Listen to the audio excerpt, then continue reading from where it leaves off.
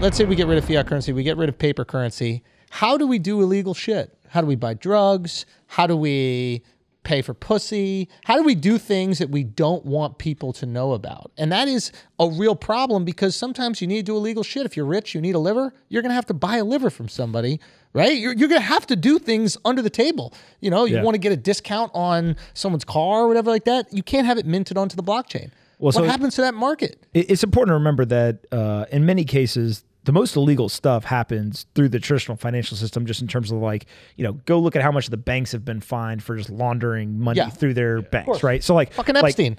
Yeah, I mean, it's basically you just get into this weird world of like, we're going to go lock up the drug dealers on the street corner, but then we'll let you launder like billions of dollars to our bank, like, but you're cool, whatever. So like people I think are like onto that game now. So I think that will continue where like you have these regulated entities that basically put their stamp of approval, like not illegal, not illegal, not illegal, regardless of what the currency is, and it'll end up being illegal. So like I think people, you know, the big time illegal folks will do that. In terms of like more what I'll call like the street crime, right? Whatever that ends up being. I want to buy some weed. I'm in a state where it's not legal. How do I pay for that fucking weed? So there's two things. One is there's still a lot of people who use cash for that stuff for obvious reasons, right? And so I think that cash is not going to go away tomorrow. For the number of years moving forward, like people will still use physical cash to do stuff. But it will go away eventually. It will, for sure. I go into Van Leeuwen to buy some ice cream. You can't use cash. Yes. My dad's joke used to be whenever he would pay for something at a diner was, do you accept cash? That was his dad joke because who wouldn't accept cash, right? There are places that do not accept cash in his lifetime. Yeah. What the fuck happens when all these places stop? There's also privacy coins, right? In terms of like, there's all this like R&D and innovation, experimentation around, can I basically use a cryptocurrency asset that isn't able to be tracked, right? Can't be seen and all this stuff.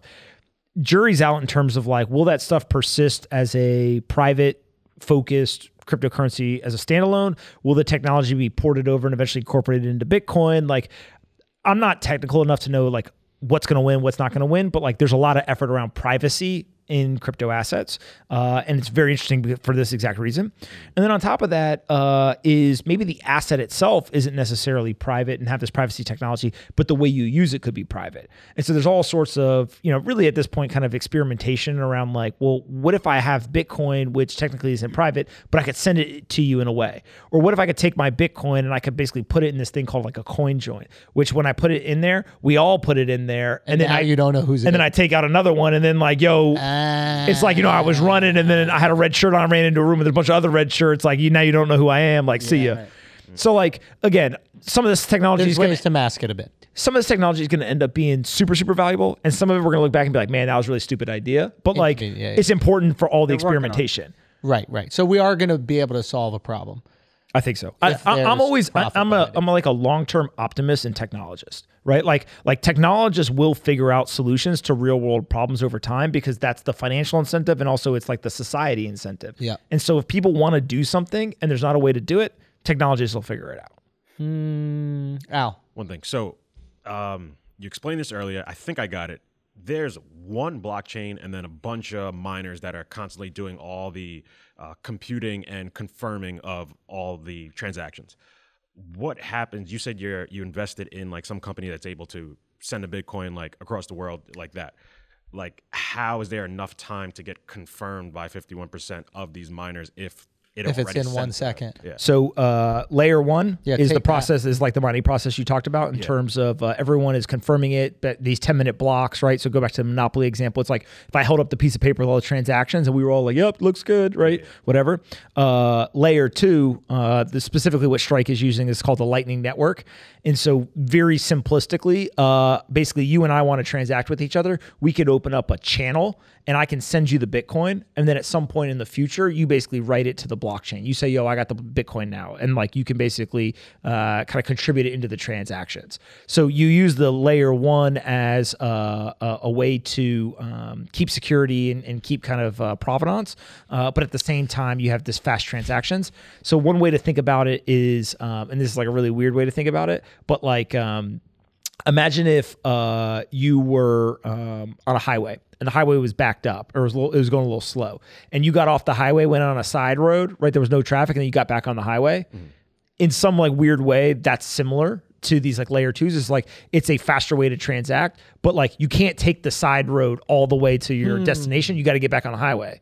Right. And so maybe it helps in the short term, but you still got to get back on. But doesn't it kind of fuck up the system? Because now it's like, hey, you could have gave me this Bitcoin last week, but I just now said that I got it now. It's like you could have did a bunch of nefarious shit throughout that. You're going down the rabbit hole. So there's technical solutions to prevent that from happening. Okay. Right. So the example I'm using is like super simplistic, but basically you're able to do both. You're able to keep the kind of integrity of the Bitcoin blockchain and network and who owns what in the transactions, but you're able to do it at the second layer with these channels. You can essentially do it in a faster, cheaper way. Right. So I always caveat it. And I'm like, yeah, there's like a bunch of like magic behind the scenes that makes it work, and more technical people can explain it in great detail. But like from a use case standpoint, the second layer allows for it's easier to transact back and forth from a time perspective and a cost perspective versus the layer one. Who is Peter Schiff and why does he hate you so much? Peter Schiff likes me. I like Peter Schiff too. I think that we both recognize that I'm Batman and he's the villain. So it sucks to be him. But who is Peter Schiff? Peter Schiff is actually an incredibly intelligent guy. He is probably one of the best known gold bugs in the world. And so Peter Schiff has this really unique ability to understand the macro environment. What's a gold bug? They're into gold. So a Bitcoiner versus a gold bug. Yeah. Right. Like another word. Into gold, into Bitcoin. Yeah. So if you think about bug that fiat's get. So if you think about Peter Schiff has this incredible understanding of the macro environment, and he's really, really been on top of all kinds of different things that have happened. From what the government response to the COVID was, he became really famous for calling the 2008 financial crisis. Some people would argue, if you call a bubble every day, eventually there is one. Like you can't say you're a genius, right? But at the same time, like he did call it whatever. Yeah. No. And also, like I've learned to think that about this Michael Berry guy a little bit. Like he calling a lot of broken clock is right. Yeah, broken clock. Yeah. So like I really respect Peter Schiff in terms of like his understanding of the financial markets and his belief in sound money. Now talk that shit. Well, we agree on all the problems. We actually agree on the solution. Jay-Z. That's what just sounded like. we agree on sound money. About to drop. Listen, give it to him, bro. Listen, what's up? We agree on all the problems in the system. We agree on sound money as the solution. Which camera's on? Yeah, get it.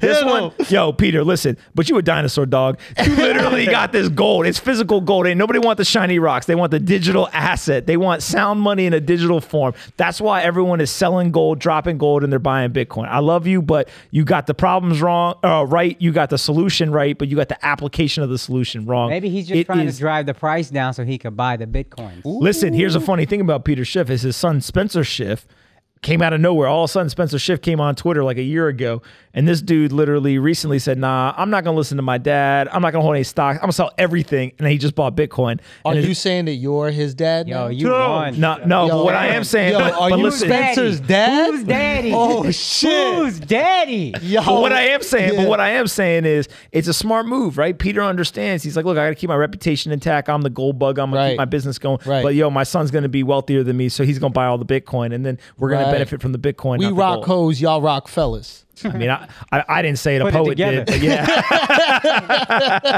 So Peter Schiff just stays getting bodied on Twitter, is what you're trying to say. But Peter Schiff likes it because it's attention, right? And if you're in the attention economy, then hey, like who's talking about? You're not even giving him gold economy anymore. No, you're really talking to him like you a bitch.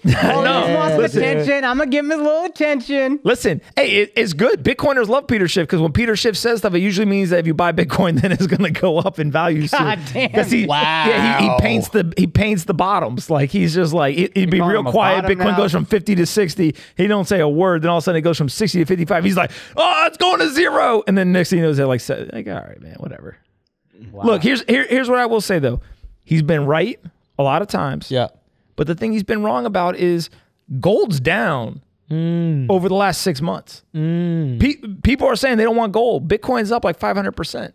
Yeah. In the last 12 months, Bitcoin's up, I think it's like 550%. Gold is up like 19%. That's little boy numbers compared to Bitcoin.